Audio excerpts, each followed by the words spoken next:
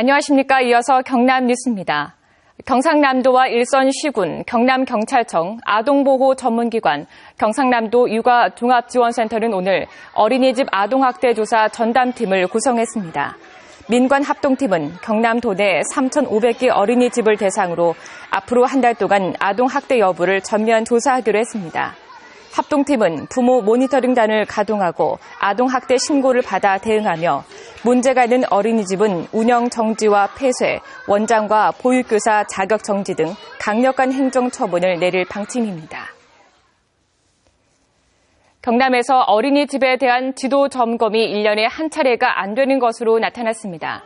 새누리당 황인자 국회의원실에 따르면 경남 어린이집 3,500여 곳 가운데 시군으로부터 지난 2013년 한 해 동안 점검을 받은 곳은 모두 2,000곳 정도로 점검률이 56.5%에 그쳤습니다. 또 경남에선 공무원 1명이 어린이집 35.7곳을 맡고 있는 것으로 나타나 전국 평균은 32.7곳보다 공무원 1인당 담당 어린이집 수가 조금 많았습니다.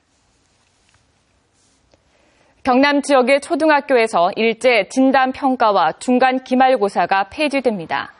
경남교육청은 3월 신학기부터 초등학교에서 전국 단위로 동시에 시행하는 일제식 진단평가와 학교 단위의 중간 기말고사도 폐지한다고 밝혔습니다. 중간 기말고사가 폐지되면 서술형, 논술형 평가를 50% 이상 확대하는 등 학습 과정 중심의 수행평가를 시행할 계획입니다.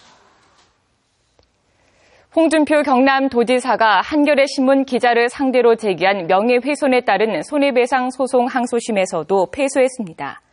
창원지방법원 제2민사부는 오늘 홍 지사가 한겨레 신문 최상원 기자를 상대로 제기한 손해배상 소송 항소심에서 원고의 항소를 기각했습니다.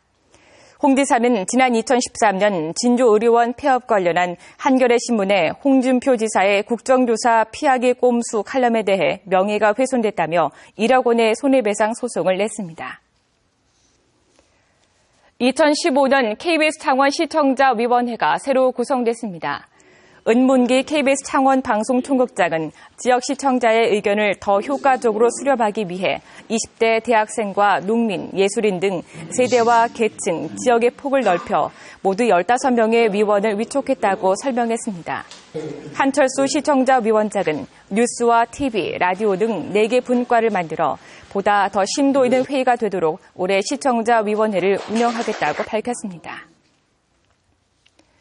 지난해 6.4 지방선거에서 비공식 여론조사를 유포해 선거법 위반 혐의로 기소됐던 임창호 함양 군수가 벌금 80만 원을 선고받아 군수직을 유지할 수 있게 됐습니다.